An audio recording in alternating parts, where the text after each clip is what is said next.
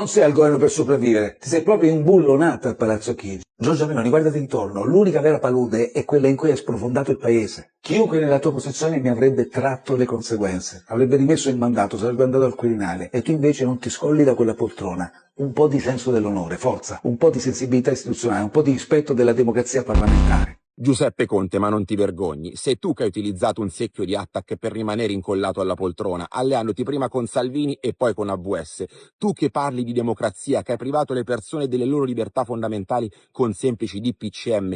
Tu hai trascinato nella palude i nostri conti pubblici con la vergogna del superbonus e del reddito di cittadinanza. E tu che parli di onore, sappi che Giorgia Meloni si è fatta da sola, è partita da zero e con sacrificio, con tanto studio e soprattutto con tanta coerenza è arrivata dove è arrivata. Coerenza, cosa a te sconosciuta, visto che sei una banderola vivente. Quindi, caro Conte, prima di parlare di Giorgia Meloni, sciacquati la bocca.